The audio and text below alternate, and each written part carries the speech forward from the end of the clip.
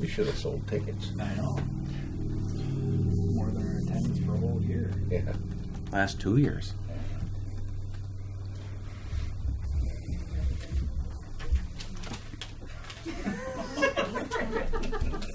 I didn't hear that.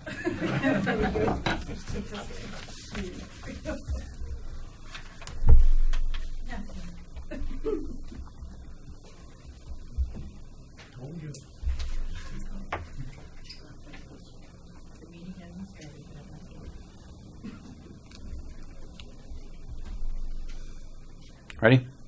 I'd like to call the Lakeland Shores City Council meeting July 11th, 2019, 6:30, being held at the Lake St. Croix Beach City Hall. I'd like to call that to order. Would you mind taking roll call, Kim? Councilmember Schroeder. Here. Councilmember Wilson. Here. Councilmember Kopeski. Present. Mayor Zeller. Here. If you'll join us for the Pledge of Allegiance. I pledge allegiance to the flag of the United States of America and to the republic for which it stands, one nation, under God, indivisible, with liberty and justice for all. First item of business is adopting the agenda. Is there a motion to adopt the agenda? I'll make a motion. We adopt the agenda for July 11th, 2019. I second the motion. Any discussion? I'll call for a vote. All those in favor signify by the sign of aye. Aye. Aye. Any opposed? Motion carries. Next item of business is the consent agenda. We have one item on the consent agenda, and that's approving the monthly claims. I'll make a motion that we approve the consent agenda. Is there a second? I will second that. Any discussion? Call for a vote. All those in favor signify by the sign of aye. Aye. Any opposed? Motion carries. The next item of business is public comments. Item A, Lower St. Croix Valley Community Foundation Board. Welcome, Louis. You mind approaching the podium?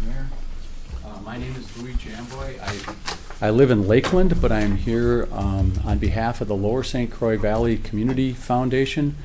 You may remember you've seen my act before. A few years ago, I came to pitch you to assist in the reconstruction of the trail, of the bike trail between I-94 and downtown Afton. You graciously contributed to that project. It's been a great success, so I want to thank you again for that. I won't take a long time tonight, but we're working on another project. You've seen some of the benches that are beginning to go up and along the trail. Those are our Lower St. Croix Valley Community Foundation projects. We've got another project, and that is a project, it's a joint effort between the foundation, the school district, and Afton Alps. It is to construct a 20 by 30 foot picnic shelter between the tennis courts and the bike trail on school property, out, of course, of the county right-of-way. I went through the building permit process. Kim and Dwayne were very, very helpful going through the building permit process. You have issued a building permit for the project. We're real excited about it. We think our target date for construction, for assembly of the shelter, will be September 14th.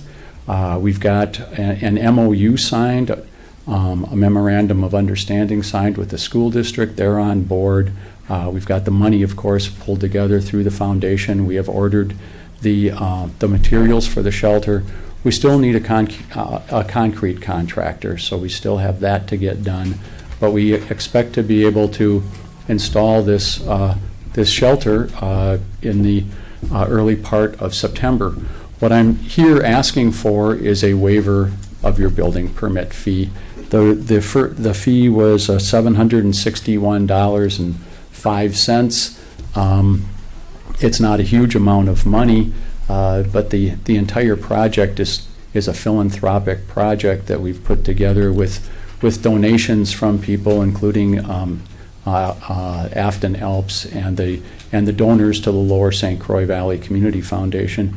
So we're asking that you waive the fee. I paid it, and in order to move the building permit process along, and if you choose not to rebate it or refund it, you can certainly do that. But I'm here just simply asking you to contribute to this project in this way, as a means of supporting the work of the foundation, the school district, and others. So that's why I'm here. Thank you. Do you happen to have a site plan? Yes, yes, we do. And of course, that was submitted with the building permit application. Okay. And we do have, again, we do have a building permit. You have issued a building permit for the project. Okay. Kim, should we try our fancy technology here and see if we can't put that up for everyone to see? I think if, Don, do we just need to center it and then I need to push the magic button here? The building permit, Mr. Mayor, looks something like this. Yeah.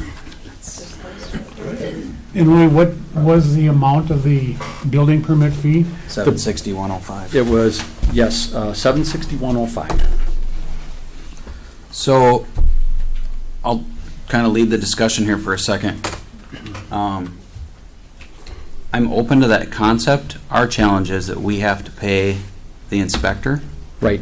So there's a portion of that fee that the city receives to offset its administrative expense, and I'd be willing to waive that portion of it, but we would still have to pay Dewey. Mm-hmm. Yep, I fully understand, and I would appreciate anything you guys could do. Okay. Mm-hmm. Council members' thoughts? I just have one concern that when they build this, they can't use the bike path as a driving with vehicles, heavy vehicles on it. When the shelter's built? Yeah, to get materials in, because we had over the winter, I don't know, or last fall, these guys tunneling and boring, they were using the bike path as a runway. So we can't have cement trucks or any vehicles driving on the bike path, or it'll damage it. I agree So completely. that's my biggest concern, because then if that gets damaged, then it's the expense of the county or the taxpayers of the city to fix it. All of us, that's Yeah. right. And the foundation, it's the second time I've nailed that thing. Yeah. The foundation has lost money on that as well. Yeah. So I couldn't agree more. I think the site can be approached Through the parking lot there, yeah. through the parking lot at the tennis court without touching the trail at Yeah. all. I know they have some posts there, they probably can pull out of the ground and access that way and put back. Right. You know. No, I agree. And we can make sure that the cement trucks do not damage the bike trail. Okay. So Is there a consensus? Are we willing to waive the city's portion of that fee? I am. Yeah, that's fine with me. Do we have an amount that would be waived? Well, I'd have to review that inspector contract. I want to say it's about 35%, which would be $266 That we'd be waiving? that we'd be waiving. The balance of it would go directly to our contract with the inspector. How much was your permit? The permit, 105. the permit was $761.05. Because we have one here that's $710. That was $461 for the fee, so yeah, about $235. Okay. So I think that is about a 35%, so it would be approximately $266. Yeah, that'd be fine. So I'd make a motion that the city would waive its portion of the inspection fee not to exceed $266 or whatever the contract reads. Is there a second? I will second it. Any additional discussion? Sounds like a great project. Thank you very much. We're real excited about it. I think it'll be a nice addition to the bike trail. The school district's really excited about it because the building can be used as an outdoor classroom. So they were very prompt in responding to our request and very prompt in executing a memorandum of understanding. And So thank you. I think you and I have talked about it. The property just a little bit to the north Right. is City Park that's heavily treed, heavily wooded. At some point in time, maybe there's a collaborative effort Mhm. that could utilize part of it. Not all of it, but part of it. I think that's we have talked about that, and it seems to me it's an opportunity that we want to explore. Yeah. Yeah, for sure.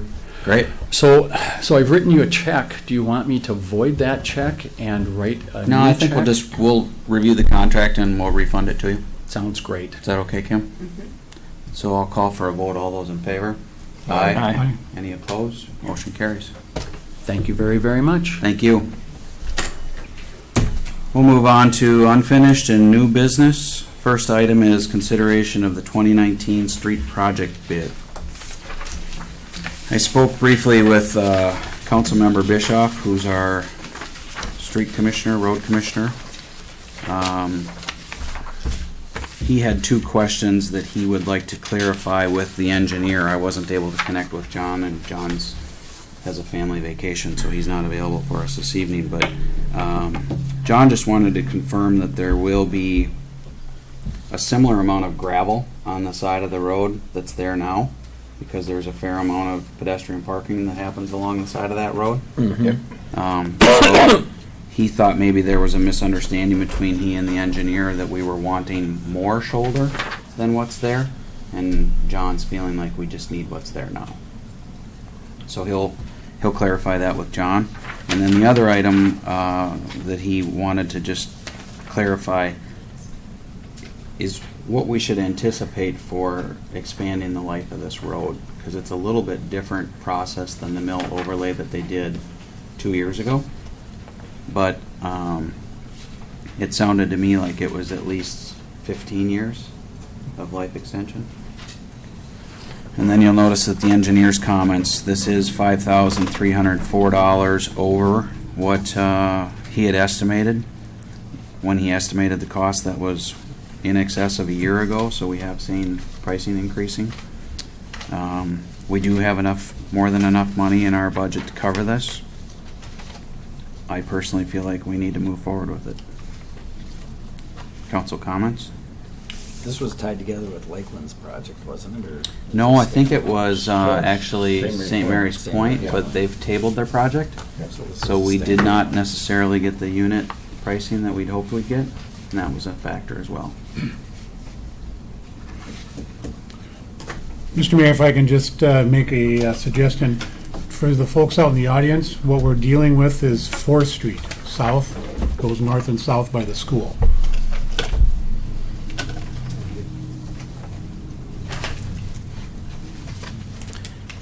Yeah, I always say we're a small enough community, so if anybody has a question or comment, please just step up to the podium, give your name and address for the record, but feel free to ask questions. We're small enough. We're all on the same team. Okay? Council members' thoughts on the project? I'm gonna start calling on you. What do you think, Tim? I mean, we gotta start doing some of them. We can't do them all at once, Right. you know, We because can't we gotta keep start delaying. knocking projects No, off. I agree. I mean, this is a, It's one of our worst. yeah, this road's in tough shape. I mean, when you look at it, it's, as you go up that hill, it's pretty pockmarked going up the hill, and so. I like the holes because it slows people down going up and down the hill. Well, by the that's what school. the hill was for. Gives you traction in the winter. Yeah. Yeah. Randy? I'm looking at the memo from SEH dated July 3rd, and it's towards the bottom, it says actions for consideration.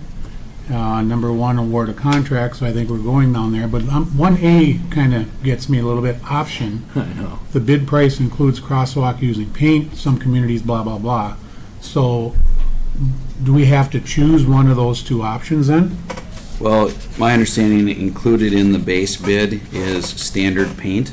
Okay, He's asking if we want to pay an additional $1,500 for an epoxy type treatment. is it worth it? Do we know anything about, anybody Well, know just to about paint the epoxy? crosswalk, they want $1,500. I know years ago, I just went and got the yellow paint and painted it on myself. I don't think we have any other crosswalk that's We don't. painted. So that I then to can put think of. epoxy, they want $3,000. We don't have a big enough community. I do need to ask you though sorry, that's the only negative. Paint, right? Well, what's the epoxy? You can't, Epoxy paint. Sorry. Yeah, it's tougher I work at paint. the railroad. My name's Na- Kathy Lubeck. Okay. 16680 First Street South. I work at the railroad. We don't have a big enough community to justify that kind of price for the epoxy paint unless we have that much traffic going over it, like St. Paul, Minneapolis. they use the epoxy paint. So it holds on to the concrete a little stronger. We have the plows going over it. We don't have the big plows like they do in Minneapolis, St. Paul. So personally, I don't think so. I don't think so, but it's up to you guys. You know, I agree with everything you said. The only thing that occurred to me when you were making that comment is that we do have the tennis courts and we do have the fields on the other side of Fourth. So we probably are getting kids passing through there. This is the crosswalk, I bet you, that's between the playground and the soccer field. Yeah, it's by the school. Right, not the one down by the roundabout. That's the county. It's the one that Yeah. I painted years ago by the Yeah. school. Yeah. I mean, it was, I still think we should use the base number, Yeah. the regular Oh, yeah. paint, and then we'll Yeah. work with the school if it needs to be touched up from time Right. to time. That's my thought. We're already over budget. yeah. Is there a comment or a motion? I'll make a motion, we approve the 55,304.73 for the Fourth Street South project. Friendly amendment to your motion. Would you mind including John's comments that he'll follow up with John Yes. Brody on? Yeah. Okay. Is there a second to that motion? I second the motion. Any discussion? I'll call for a vote. All those in favor signify by the sign of aye. Aye. Any opposed? Motion carries. Next item this evening is public hearing, consideration of resolution number 2019-03, amended CUP application. Kim, you have me second guessing myself. Do you like to introduce the application first and then open the public hearing, or do you want to start, how would you? Because you always do it just slightly different than how I would I. introduce the application first, and Okay. then have any questions from council, and then open the public hearing. Okay. So do you mind introducing the application? I do not. Thank you. Mr. Mayor and council members, the city has got a amended CUP application before you. The applicant, Mr. Tim Stanky, applied for the amended conditional use permit to include the additional parking of used cars on the current site. A full copy of the applicant's narrative and all submittal documents were included in the application and in the packets that was passed around. Just background on this, a conditional use permit was approved and issued to the property site in 2010, subject to conditions of approval set forth by the council. The conditional use permit stipulated not more than up to 10 vehicles may be offered for sale and may be parked outside if stored in a neat and orderly manner. Vehicles with more than 2 axles may not be displayed or offered for sale at this location. That's in the current CUP. The applicant is requesting to increase the amount of cars by 3, actually 4, to include 3 more rows of the same exact size, the same materials, the same bituminous materials, to allow 3 additional rows. Continuing on with the staff report, the proposed amendment to the existing CUP appears to be consistent with the city code. It is an allowed use through your description of a conditional use per the city zoning code. Because it was a fairly clear change, I also included in the packets the current conditional use permit and then a draft new conditional use permit that adds the 3 existing rows. So that is for council discussion. Before I open public hearing, should we, if Mr. Stanky wants to make any comments? If the council has any questions for him, or if he would like to. Tim, is there anything that you'd like to add before I open public hearing and accept public comments? I'm pretty good, I guess, except that, just for everybody's knowledge, didn't realize that actually as property was approved as a car sales lot, probably for the past 25 years. Actually, when I rented the property 15, 20 years ago before I bought it, there was a guy in there selling used cars as a lake shore or some other type of auto sales deal. Okay. I should have had you come to the podium, but I think we picked up your comments, so. All right, so with that said, I'm going to open the public hearing and ask for anybody that would like to make a comment on this application to please step up to the podium, state your name and address for the record, and share your comments or thoughts with us. Mr. Mayor, can I please add, could you please sign in? So I get Sure. the names spelled correctly for the record. Sure. I would appreciate it, thank you. Marcus Gustafson, 7th Street South. And I think I just have a concern. We have an awful lot of used car sales lots along St. Croix Trail. Excuse me, can I ask your total address? 7th Street? 16678 7th Street South, What city? Lakeland. Okay, thank you. Sorry. It's okay. I'm behind the church, the Embrace Church. Okay. And we have a, so I spent my entire life in the Twin Cities, Minneapolis, St. Paul, and I moved out here 5 years ago. And it's a beautiful place, and I love it here, and I think I have a tremendous sense of appreciation for what we have here. And I just think used car lots, a 300% increase in a used car lot isn't adding to our community. And I think we need some balance in our commercial and retail, and we're getting an awful lot of used car lots, and I think it's out of balance. So that's it. Appreciate your comment. Anybody else?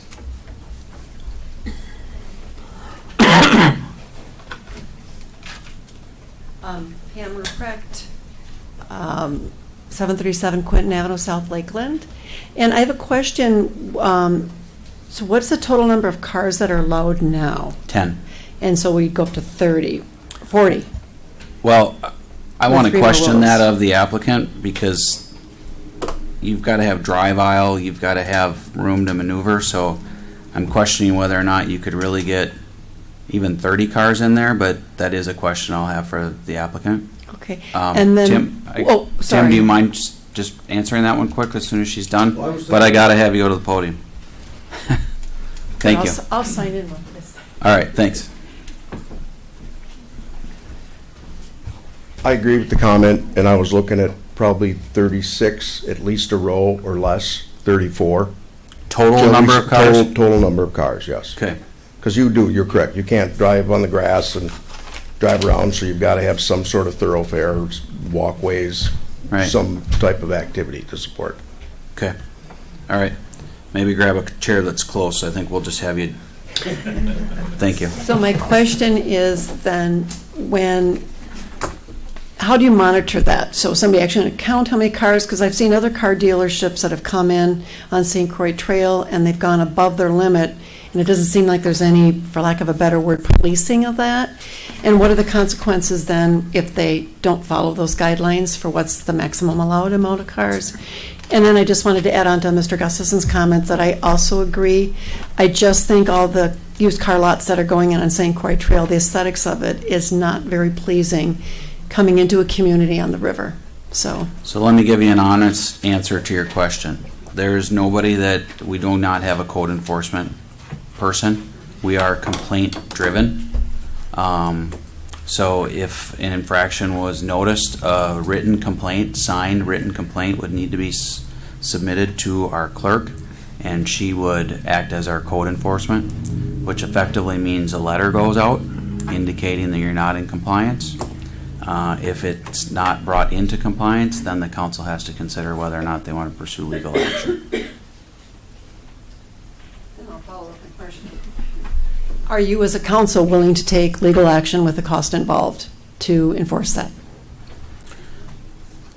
In theory, not in theory, I can only speak for myself, but we would obviously have to evaluate the specific situation.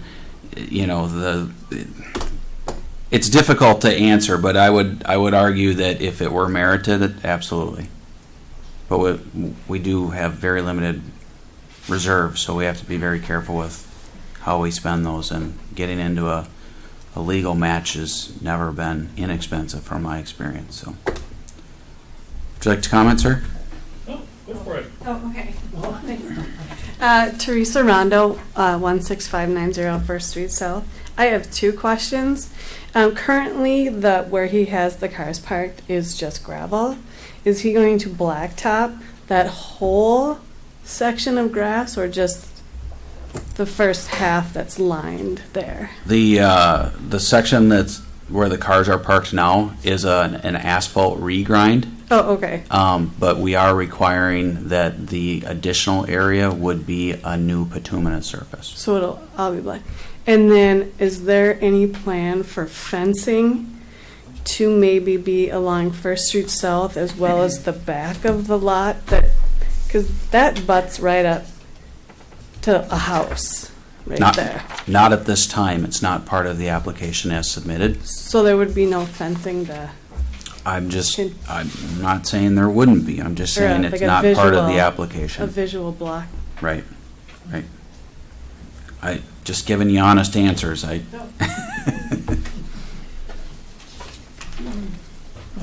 Dennis Lund, 16555 First Street South, Lakeland Shores. I'm the property directly to the east of Tim's property. I'm the house that we talked about. I've got a couple of packages I'd like to give to the council to look through if they'd like to. Who do I pass those off to? No. They're identical. They're identical. First one's about the nature of the surrounding neighborhood. We currently in Lakeland Shores have an ordinance 130.03, which does not apply to this type of business, but it makes a statement that furthermore, the concentration of any business types, which is some of my paraphrasing, has an adverse effect on the use and enjoyment of adjacent areas. And that's what I think we're dealing with here in Lakeland Shores and of course our surrounding community. At this point, there's 6 car dealerships within 1.5 miles of the site here. Part of the reason that you have a package there is given the recent parking lot expansion in the last month or two, the property looks to have room for somewhere around 45 vehicles. The pictures on the county assessor website show over 20 vehicles already on the property and quite a bit of additional parking available at that point in time. So I'm confused as to what the total number is. Now granted, the applicant is asking for 30 cars or 40 cars. I'm not quite sure. The numbers in the application are different in different sections. And he doesn't need room for employee parking, customer parking, so forth. And I'm hoping he's not just doing this on speculation. Perhaps he has a buyer in mind, because this is a big investment to make without having an immediate buyer who's going to then go in and operate a business and start paying back that money that was there. 2 basic comments, and I've got a whole raft of questions related to the application itself. Before we amend a CUP, I think it's important that a business be compliant with the existing CUP. And there are at least 2 items that that property is not in compliance with. One is removal of tree. There has been at least 1 tree removed that has not been replaced. That happened in the last couple of months. And the CUP states that it has to have that. So I'd like to make sure we're in compliance with that, number 1. Number 2, we need to be in compliance with all the city ordinances. There are ordinances for things like the watershed district county. That's not our area to deal with here. That's other people's area to deal with. But looking at the size of this property, or the size of the proposed addition of bituminous pavement, that exceeds the 6,000 square feet that are listed in the city codes. I think it also potentially, and I'm not learned in this area, but Let me stop you. 6,000 square feet specifically. What do you think that triggers? Okay. Sorry, looking through my notes here. It is 6,000 square feet is specifically mentioned, and if I can have a couple minutes, I'll review the sections and get back to you on that. Yeah, I just want to understand your point. The point is you have additional reviews that are required if you exceed a certain amount of land that's been disturbed or overlaid. And I guess that's the basic things. Is there's a lot of things in the city code that the package you've got describes. Do we have all the appropriate items that need to be in the application and going forward? And I think my last point for now, but maybe I'll be back up, is question of the applicant. Is he going to be operating the sales operation himself? Is that who we're dealing with, is him, or is he going to be subleasing this, leasing this, whatever? to other individuals. And My understanding is it's a tenant. Okay. So we're. Am I correct? You are correct. Thank you. So we have no idea who this tenant is.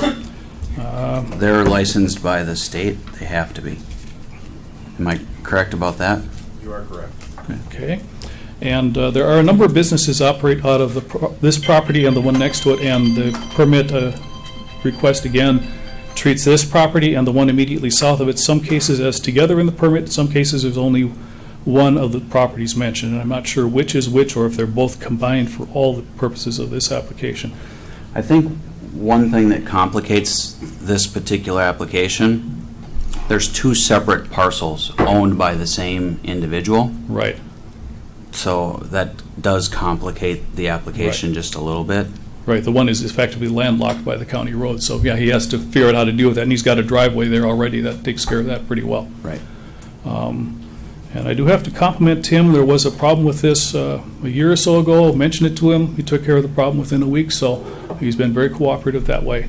But I'm really concerned that this is going to affect the overall, my property in specific, but the overall nature of the businesses and the people's enjoyments in the area. Okay. So I'll get you the site on the square footage. Any other questions I should be looking up? I'm wondering if you're thinking about the 10,000 square foot threshold that triggers a WMO review, a Water Management Organization review? Right. I'll look through my notes. I've So I got think that's copies what of most you, of it here. I think that's what you might be referring to. Okay. All right. Thank you. Just I'm the tenant that been. come on up.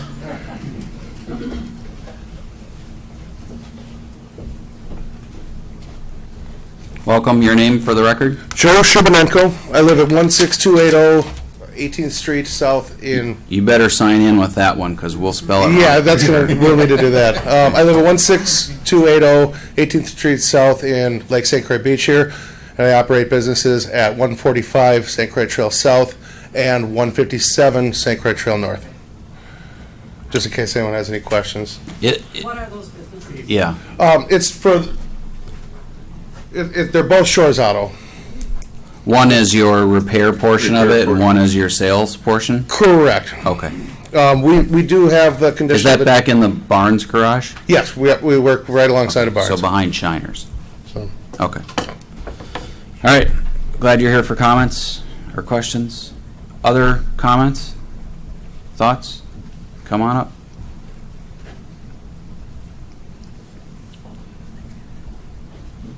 I think so, yeah. Is it Joe? Yep. So how long have you been selling cars at that place? At this location, we moved in August 1st, 2 years ago. Okay. And then you guys service and rent from Barnes? Correct. At the old mechanic building back there? Correct. And so you work on them there and then bring them out there to that area to sell them? Correct. Yeah, we Okay. go through every car and we don't want to Yeah. sell junk. Nope. Okay. Thank you. Yep, you got it. Welcome. Hi, I'm Dennis Lemire. I'm 16065, so I'm across the street from the other Dennis, actually. So not butt up against this property, but directly across the street. And we actually just purchased that house in the last 3 months. And just a little bit of consideration that, one, I was a dealer. I had a dealer license through Minnesota. I was in the car business back in the day for years. And some things to consider are increased traffic. With 10 cars, you've got X amount of traffic down that street. With 40 cars, you're quadrupling the amount of traffic through that neighborhood, up and down that street. Both auto traffic and pedestrian traffic, people coming in and out. More people that are basically in our yards effectively when they're coming in there. Right now, we do get quite a bit of traffic coming up into the street, pulling into my driveway, turning around and back down into the dealership, which... I have an 8 and a 12-year-old son who like to do things like baseball and football and soccer and ride their bikes and skateboards in our driveway and up and down the street right there and into the neighbor's house. So I worry a little bit. The reason why we lived in Stillwater and moved out here was specifically because of the quiet, the peacefulness, the big yard, the extra area, and all of that stuff. And I just worry a little bit that things like this immediately are taking away from the whole reason why we moved our family out to here. was to get away from things like that. I also grew up in St. Paul. Somebody else had mentioned that. You did, sir. And, you could reach out your window and touch the neighbor's house where I lived. And then the other neighbor lived below us, and the crack dealer was in the garage out back if you wanted to go that direction. We don't have any CUPs for that. We moved away from that. I slowly moved my way away from that to now I'm here as far east as I can go without having to get another state license. And then I don't want to continue to go. This was our planning stopping point. And because of the fact that the community is what it is. So I would really, I just would caution you to keep in mind that is the reason why people are coming out here and investing and moving their families into this area. To live across the street from 3 times as much blacktop as we did, it's a little scary to me this quickly in the process. Let me ask an honest question. Yes, sir. And anyone can answer it. But what I'm struggling with is the property is zoned commercial. And in the state of Minnesota, commercial property pays at least 3 times more taxes than a residential property. Not that that should be a weighing factor, but there are certain permitted uses within this city that, frankly, if an applicant came forward and met all the criteria, we'd have little or nothing to say about approving it or not approving it. We can't approve it because we like it or we don't like it. So nobody likes used car lots. I've received that message loud and clear. Personally, I'm not that offended by them. I'm glad we don't have purple gorillas up on the roof. I'm glad we don't have flags and, all kinds of signage that you see in other operations. I think some of them aren't even marked. I can't really differentiate the car lot from my parking lot, which is across the street. So what I'm struggling with is nobody likes a used car lot, but if a restaurant application came in, it would also generate the things that you express concern about. And that's what I'm struggling with. So I'm asking for people's response, but you do have to go to the podium. Right. And I'm sorry, go ahead. Go ahead. I actually like used cars. I mean, I made very good money selling cars throughout my life, and part of what paid me to be able to, live in Lakeland Shores is because because of car sales, and so I don't have a problem with car sales. I think that when you're talking about quadrupling the size of a parking lot, you start to, and again, I've seen this in communities that I've worked in before, where you start to get to the purple gorilla on top of the building by taking a lot and quadrupling it.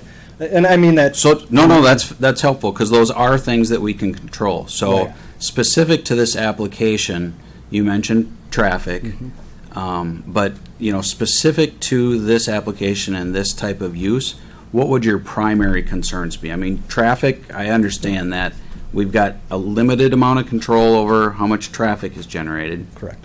But if you could just articulate, the specific concerns that you have, that's where we might be able to offer some influence. Sure, and the traffic it would be my main concern, along with the aesthetics of it all. The entrance into the neighborhood is becoming something different than what it is right now. And you are correct that if other businesses that fit exactly the city ordinance came in and said we wanted to conduct business here, you would say, okay, it fits everything that we have agreed to as a community. These are the parameters that we will all agree that we're going to operate within, and this fits that, and so that is approved. That's not the case with this. That's why you need a conditional use permit in this case, because it doesn't fit the parameters that everyone has agreed this is what would be approvable here. So it's coming to you for additional approval for that, which, I mean, from what I'm hearing, it sounds like they're already operating under a conditional use. So correct. The original dealership doesn't fit under the ordinance as it's allowed, or we would need a conditional use permit, correct? Let me stop you for a second.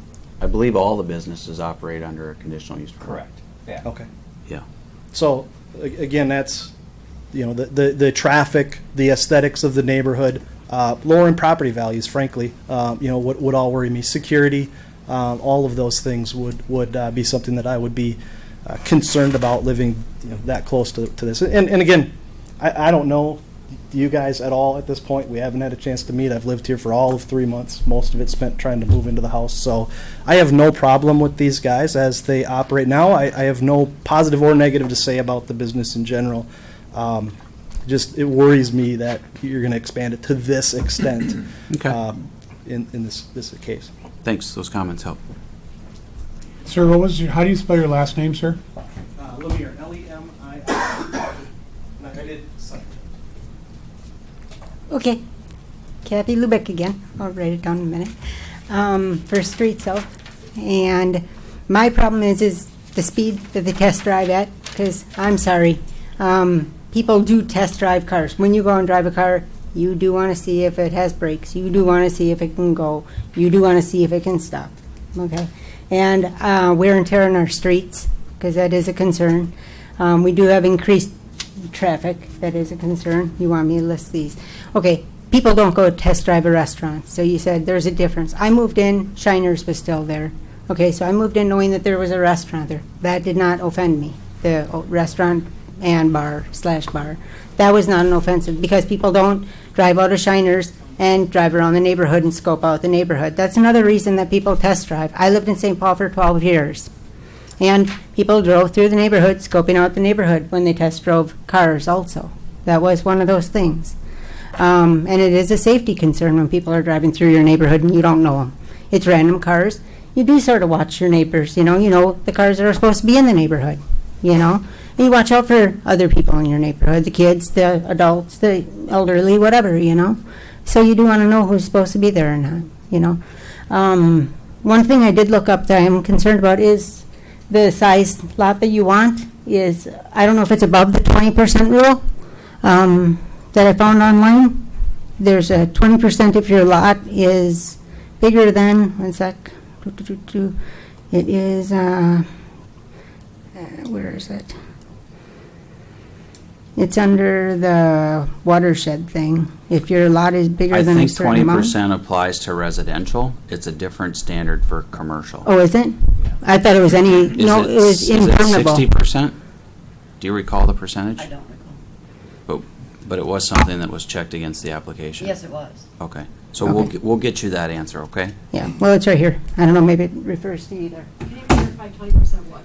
20% of 20% total surface, so your roof, your driveway. Yeah, Anything impermeable. that's considered impervious. Yeah, surface. impermeable surface. Yep. But it's right there. I don't know what it was. So I thought that it was for any, is what it said on there, but maybe I'm incorrect. So, We'll double check it. yeah, okay, sounds good. But I'm more concerned about the safety, to be honest, and all those different aspects of it. We can address that. Okay. Don't forget your phone now. No, I won't. Be mad at us. I can respond to the neighbors if they want me Yep. I think that there'll be a time and a place for that, if you don't mind. Sure. Let's see how much feedback we can get, and then we can address each one. Sounds good. Welcome. Hi, Sharon Tremert, 16585 First Street South. I'm 2 houses up from the lot. My concern is, many times as we're going into our yard or into our driveway or from the highway, somebody's pulling out of that lot. There's no stop sign there, and believe me, they don't stop. And it's a concern. There are kids now in our neighborhood, little ones again, and safety first. Oh, are they going to widen out their driveway? It's not part of this application. Because Get up here and talk. Yeah, you're trying to cheat the system. the reason I'm asking if they're gonna widen their driveway, because I came home from four-wheeling this past weekend, and I was coming up on First Street, there was a car coming out, and there was a car trying to get in. I was hanging out on Highway 18, real smart. I think their driveway needs to be widened so they can go both ways. It's gonna be a hazard. Okay, so you'd actually prefer to see it widened? Pardon? You'd prefer to see it widened? Yes, their driveway, yes. Okay. Because they access an entrance. I just want to make sure I Two cars can understand. go in there. Okay, great, thank you. Come on. Teresa, now that we're talking about roads, our road, is there plans then to expand that? Because right now, The width of the road? yeah, No. or curbs or anything like that? Can we enforce? We don't have storm sewer. We'd have to Okay. have storm sewer before we'd get into curbing. Because I know that when we pass, you're usually either on the grass of those people or you're right now. Our street isn't They're all that way. People gotta drive slower. If we have them wider, they drive faster. right, and that's exactly the issue that Ms. Lubick brought up, is the fact that we're going to have more car traffic. What's going to happen on our roads? Okay. Oh, come on. Right. Pam Ruprecht again from Lakeland. I just need clarification. Are the buildings, because I can't quite tell on there, there's two buildings there. There's an There's an octagon and a and then the one. Are those both rectangle. part of this property? They're technically a separate parcel identification number. It's the same ownership. Okay, so it all And goes I together. believe the office for this operation is in one of those buildings? That is correct. Yes. And what are the guidelines or ordinances for signage on the property? Because I've seen, there's been a sign out there that honestly, the aesthetics of it are pretty dismal because it's just, Yeah, I did just not a very I good did looking write sign. down signage because that's one of the thoughts I had when I heard that maybe people are missing the turn. so I think people have addressed that live real nearby, the safety and other concerns. I don't live right nearby. I'm looking at the aesthetics coming into the communities, plural, everybody that has to drive past it going south. So can you do anything that would require some screenage? Or not fencing, fencing doesn't do it, fencing, I mean, that won't make it look just like a big used car lot sitting right on the side of the road, and get decent looking signage. Can there be any requirement for some shrubs or anything? I know, obviously, as a business owner, he'd prefer that everyone could see the cars from the highway, but from community members to help with the aesthetics, any kind of screenage would, I guess, be greatly appreciated. And enhance rather than detract from the community. I will, I'll respond to the screening and the signing just quick. Kim, keep me honest, correct me if I'm wrong. There have been applications where part of the landscape plan, they've asked for some screening. But of course, so that has occurred in the past. But then I'm just going to remind people, it's always an option that they can also put up additional screening on their property and or fencing as long as it meets the requirement. So there's options for Adjoining. all property owners, yes. But not on the St. Croix Trail, the public side. And there would be nobody to do that. I think there we'd be getting into the road setback. The road right away and the setback. And then we have some issues with safety on the trail as well. Just my immediate response. Welcome. Hi, Lynn Stanger. I'm at 16636 2nd Street South, Lakeland Shores, second house behind US Bank. I know when US Bank was coming into town, they made it a plan to have a certain amount of trees, like 4 or 5 layers of trees to be up to make it a little bit more pleasing. And being the second house behind that, I appreciate all those trees because I don't have to see it. I also appreciate the fact that I have a bank that I can walk to as well. So I'm not opposed to a car lot in my neighborhood because there's plenty of them. And frankly, my yard sometimes will look like a car lot with all the teenagers I have driving. And my assurance reflects that. And a couple boats and four-wheelers and snowmobiles, everything that we love to do in Minnesota. I think it's a rather large plan that he has going on. I'm all for people making money in the area, and I miss Shiners or Schmigs or Borderline, whatever you want to call it. But I think that there's got to be some type of compromise for our neighbors and for us. We're kind of kitty corner. We're probably kitty corner with you. And I just think maybe if you could turn it one way and maybe just limit it to 2 rows, because you have to have the parking for the customers. You have to have the parking for the employees. And then how many people are going to be selling off this property? I know that some of the dealerships on the other side of St. Croix Trail have up to 13 used car salesmen selling off of their property. And so that's operating something, under one license. well, no, they all have their own license, but there's one main dealership, and then they have smaller dealerships within. So there's quite a few people selling off of one lot. So I don't know if that's, I think the only place that's going on is down here at Alex, and I think these guys would know better. Otherwise, Yeah, that's that's it. I think St. Croix at Beach Alex, down the the old road. junkyard. so is it just the It used two to be a people? junkyard. Yep. I have that's the other heard place. of another one across the street that Oh, I that, have that no could idea. be going on as well, but Oh, I did not it know is it. Lakeland. So I have heard that, so I think it's a fair question, and we'll ask them to respond to that.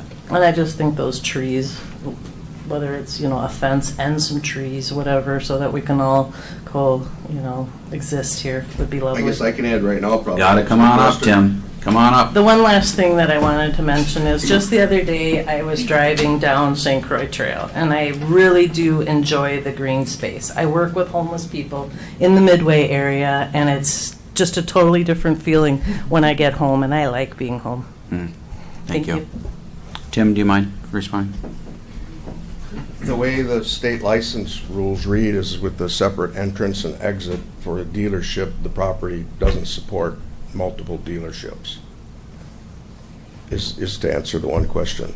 Okay, With- and is it in with your my lease that property. you have one dealership? Well, let's just say I would control it. Okay. And that's what it is now, one dealership. Okay. Okay. And just to comment about the road and the driveway, I think what kind of screwed that up, I wouldn't say screwed it up, but when the county came in and built the roundabout, it really took away from a lot of that intersection. It took me 6 months with the county administrator to they wanted to shut that road off.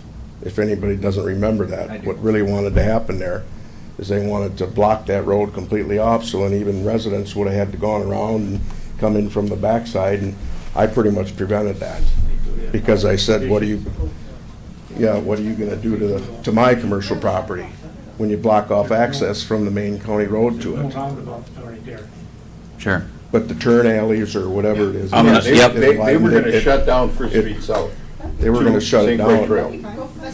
So that's where they, I'm just making a comment. All right, I want to stop the back and forth conversation. If we could just restrict comments to the podium, that'd be great. Okay. Thank you. Additional comments?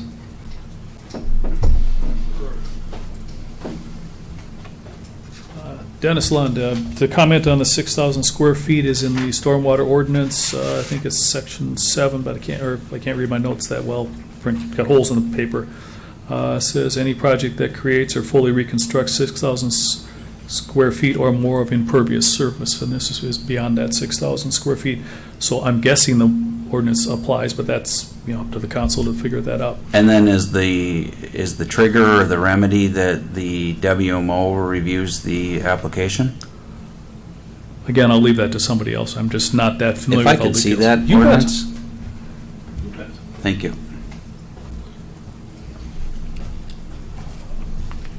An additional comment goes back to one of my points earlier. Does the council have any appetite to enforce the existing conditional use permit before allowing a new use permit? Because if there is no appetite to enforce the existing one, where are we going to find whatever it takes, appetite, motivation, to enforce a new conditional use permit? I wrote down some things here, and I'm just trying to, maybe I'll just ask the question. What, at this point in time, anybody who wants to say something, what do you folks feel are the current infractions of the current conditional use permit right now? He indicated that a tree had been removed. A tree, I got that down. Okay. I didn't get the second thing. You indicated two. Number of cars. I'm not quite sure how the number of vehicles. Okay. And I count them. There's 10 cars. If there's extra cars, there's probably employee parking. I think he was Or on the referring to bond. the cars over by the Octagon and the rectangle building. Yeah, but they're not they're not cars for sale. Those are tenants in the other Right, but buildings. I think you were wondering about the total number of vehicles, right? Or Well, were you there's- referring to the number for sale? Two aspects of that. First of all, again, the county pictures show a great excess of vehicles that were for sale. That's not happened, but how do we manage that if there is an infraction, number one? Number two, yes, how much parking do we need to dedicate for customers, employees, et cetera? Also, within our 150 ordinance, it's in your packet there, there's a lot of comments about how much parking is allowed within a residence. And as I understand it, one of the 3 buildings on the site currently is used as a residence. So how do we make sure that we're not exceeding the parking maximum allowed there? So there's the Octagon building, there's a rectangular building which has got a residence in it. There's also the separate third building, which is garages, which are available for rent. And I'm not aware of any conditional use permits for the property except for the one for the car dealer. So potentially, there are non-compliant properties on there because they're operating as businesses, or at least rental properties, which is a business, without a conditional use permit. So I'm not quite sure how to respectfully ask the council to understand, is there an appetite to do that? And maybe that's part of the discussion that'll occur in a little bit. Well, I'm going to again indicate that we're complaint-driven, okay? Which I want people to understand the full extent of the complaint. What we're trying to do is, if you have a complaint, I mean, in a perfect world, you'd go talk to your neighbor and you'd see if you can't work it out. Because the reality is, you file a complaint, they quickly realize who filed the complaint. They start looking across the fence to see what you might be doing wrong. And we start down this terrible road where nobody's getting along and they're looking to the city to pick a winner and a loser. That's the reality. But our policy is that you file a written complaint. We are diligent about that being signed, but it is kept confidential, and it's kept confidential from the council. We don't need to know where the complaint came from. It doesn't change what happens to the person that's on the receiving end of the complaint that I spoke to earlier. But that is our process. And then Kim reviews the complaint and takes the appropriate action. So council is not the enforcement unless a council decision is required. That sounds like that makes sense. However, the council has to be willing to do whatever it takes to enforce them. The council is going to have to review the complaints and say, yes, we should do something about this, or no, we shouldn't do something about that. So the council does make that decision. Only when an action is required. That's frankly Correct. the nice Yes. thing about our system, is that Kim, as the professional, because we're not professionals, as much as I'd like to pretend we are, we're not. We're citizens volunteering and doing the best that we can, but Kim is much more of an expert than I am, and that's why it's appropriate that she review the complaint against the actual conditions, against the circumstances, and then take the appropriate action. Okay. Maybe to be helpful for this, have you had any recent complaints? On this property? No, just in general. No. So I was But gonna you, ask- well, hang on, I'm going to hang on. interrupt you because she did have a couple months ago. It's been 2-3 months ago. I'm thinking on 2nd Street. I think it was even last year. Oh. Yeah. Okay. Some zoning Time flies. issues, yeah. Here's where I'm going with my question. Typically, what do you do, just for the sake for the folks in the audience? What is your procedure? You get a piece of paper in the mail, somebody comes in, they go blah, blah, blah. What do you do then? Mayor, council members, people in the audience, it really depends on what the complaint is. Junk cars that aren't licensed, that's very easy to go check out and then determine that that is in fact the case, and then a letter is sent to the property owner to remove or get tabs or remove the car. I have not had any issues with people not complying once they've received a letter. Okay. So you can see, we do take all this very seriously. So folks, gotta be diligent out there. I will note for Mr. Lund, he did inquire about CUPs on the property. I located the CUPs that I could find. That does not necessarily mean there is not another CUP on that property. That would be reported with the county on the PID. I do have the CUP book, but we have had some issues with city files and being in different places. So I would not state that there is not another CUP for that property. Thank you for that. Concerned about the concentration of many businesses of a single type in the local area. The property immediately north of this across First Street South is also for sale.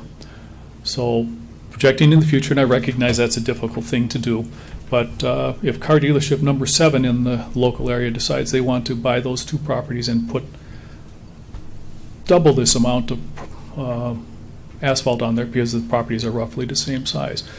Is it my understanding I'm hearing from the council, you have no choice but to approve that conditional use permit because it's an allowable usage there. I think we have a little bit more discretion as it relates to a car lot, a Okay. little bit more Okay, than we may with some other business types where it's a little bit better defined within the code.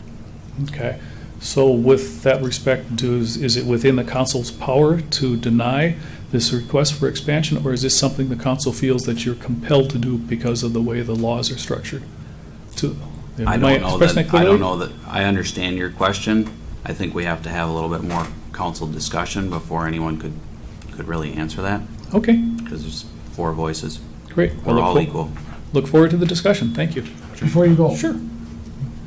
I do, maybe you can help me out with this. I have on that corner lot, there's, what is it, Kevin, is that his name? There's a for sale sign out there. And it looks like it's right on where. It's this property. It's this property, not across the street then. You just said it was across the street. There's one across the street as well. Yep. So this one that says Kevin, that's gonna be one of my questions here. I'm confused on, they want to expand, but they're selling it. So let me clarify that for you. Mr. Stanky owns both properties. He's exploring whether or not he wants to sell the property. If he sells, every lease that he has in place has to be Okay, I'm honored looking by at the new buyer. I'm looking at the map. So he's the owner of 2 properties. Where the buildings are is one property. Correct. And then where the proposed car lot expansion is another property. Correct. There are 2 lots there. There's another one across the street. Okay, so there's 2 lots. No, And it's hang on. all for sale, is that correct, No, Mr. don't get Stanky? me confused here. Don't go across the street. Stay here, okay? So on this map, then you're trying to develop 2 properties. No, he's not trying to develop them. They're both for sale. Where's the other one that's for sale? That's on. They're both for sale. They're both for sale. That particular parcel that we're discussing Yeah. is 2 lots. Two lots to the north on the other side of First Street are also for Yeah. sale by someone else. Right. But this is where the cars Right. are. And he wants to go into the back one too, the one to the east. But it's not to say, if there's a lease, and I presume there is, but frankly, I don't know that it's our business, but I'm assuming you have leases in place with multiple tenants, and just because you sell the building doesn't mean you don't have to honor those leases. You do have to honor those leases. That is correct. Okay. Where are we getting feedback from? I don't know. That's don't think happened for it's- years.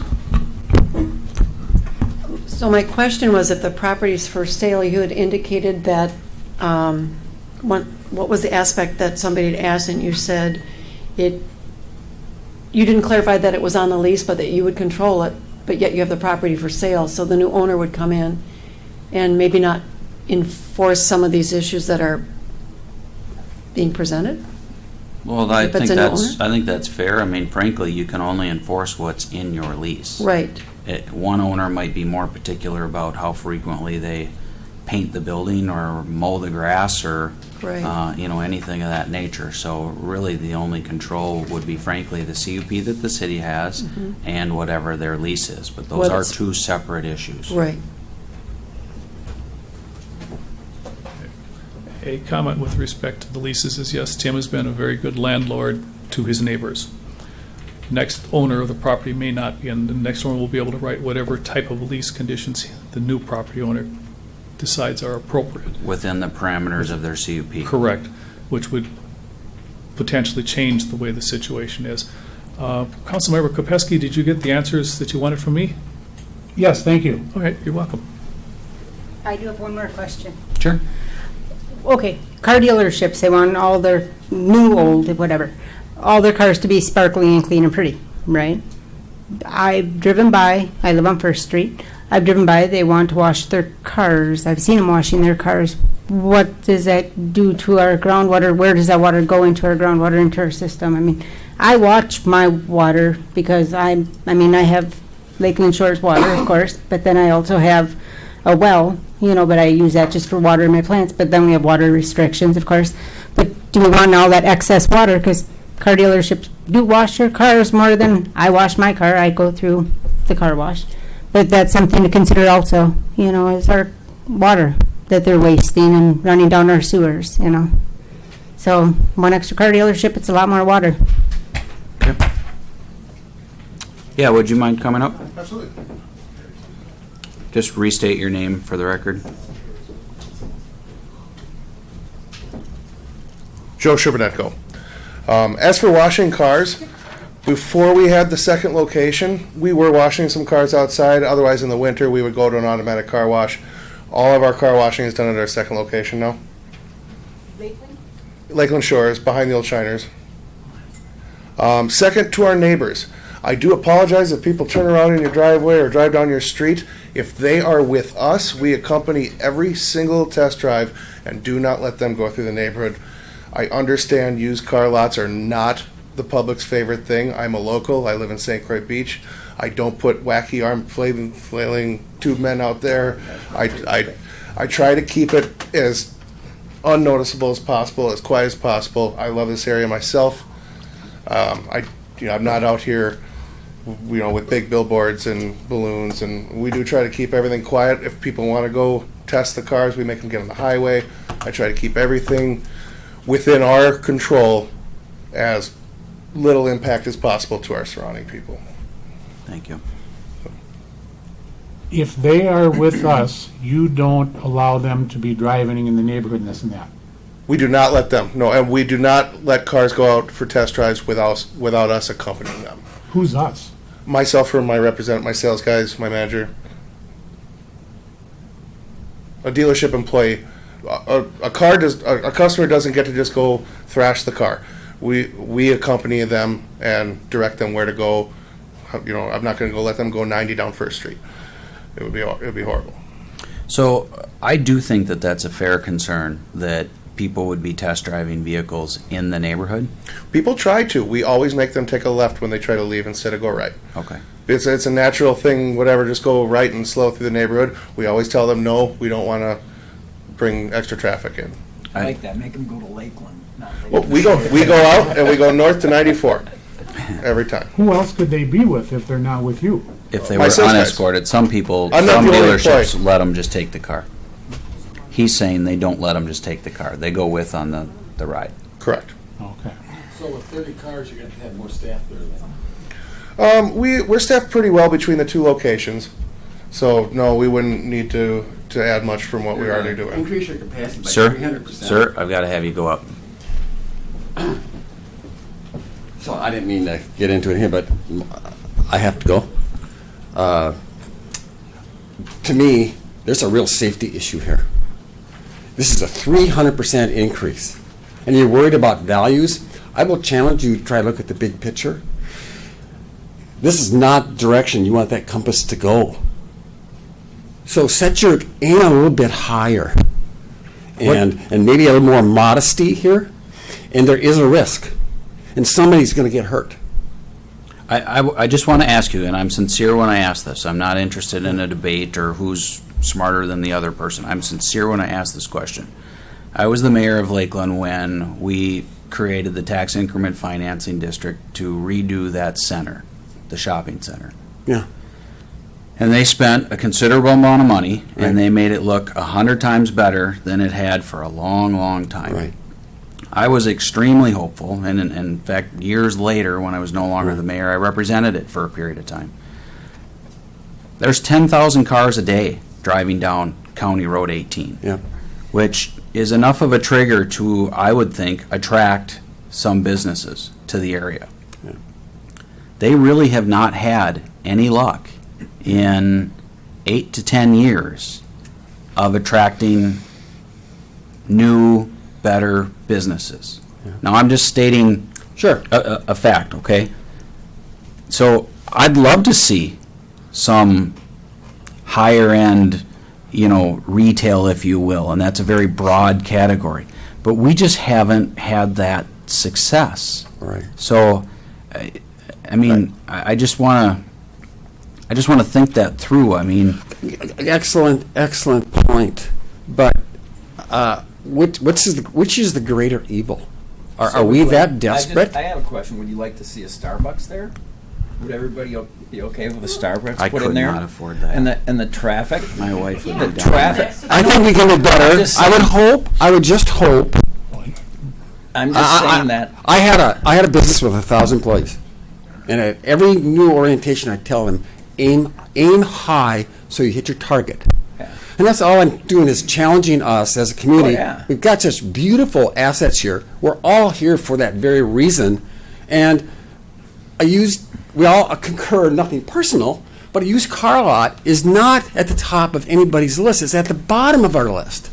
So let's really be smart about this. But that's what I was getting at earlier, and I think for me some good, fair comments came out of it. What is it about a car lot per se that we don't like? Because my business is across the street, and I have more than 10 cars in the parking lot, and I would challenge the everyday passerby to determine, am I a used car lot or am I, a professional services company?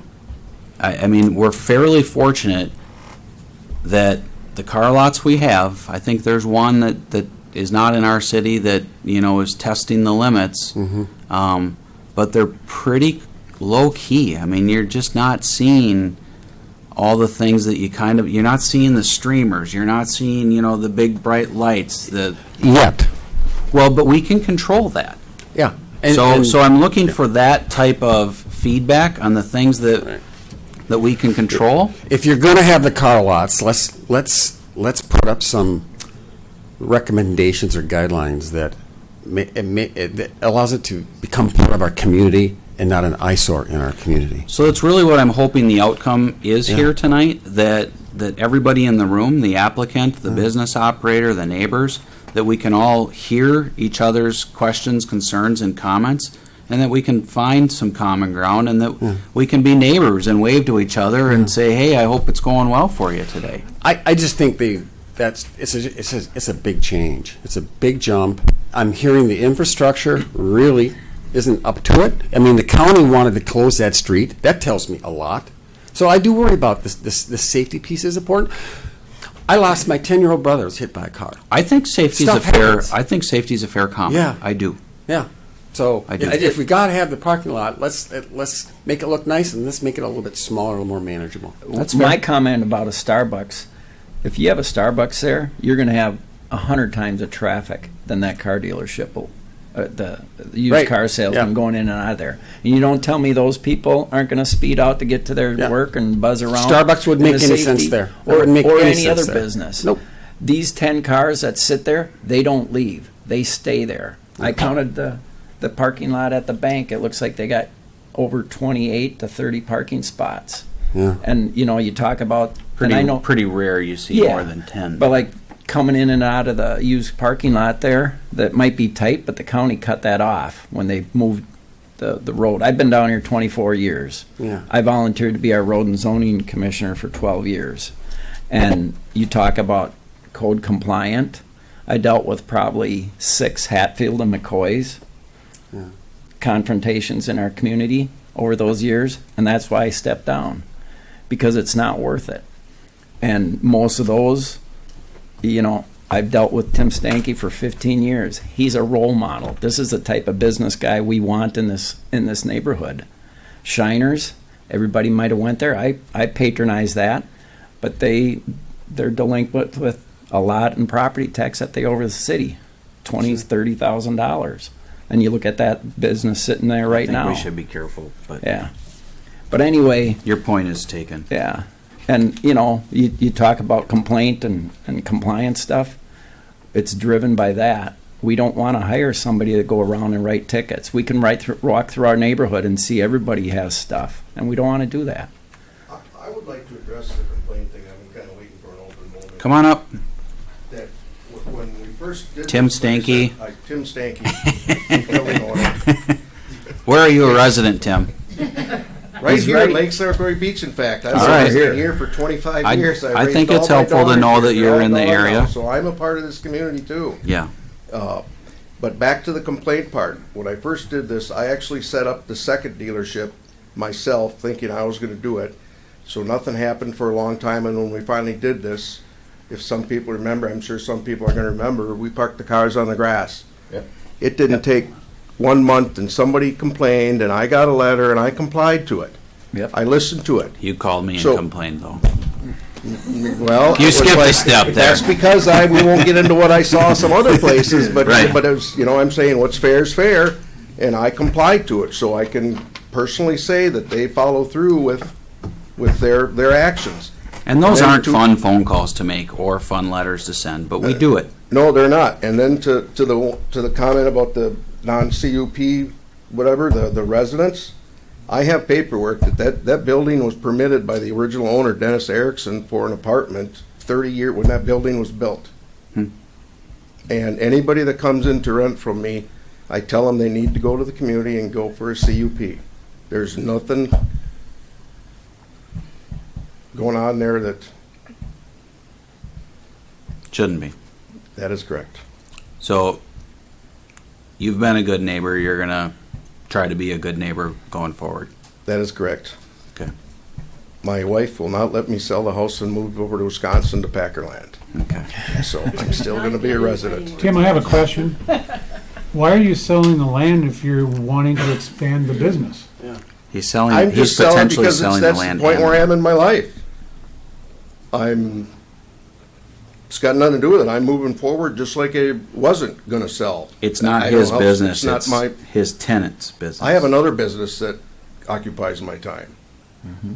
It's just, I've owned the properties for 15, 18 years. You started your business in So what Lakewood. happens then if you sell it? Then we have to go through this whole process No. again No. for conditional use No, permit? it goes with the It goes with the property property. and as long as the Just lease like- is there. Just like the apartment that Dennis, when I bought it from Dennis Erickson, and he gave me his paperwork that showed that he applied for the original permit, that was an efficiency apartment. Okay. It's- How long I- is the lease good for at this point in time? The lease is good for another year.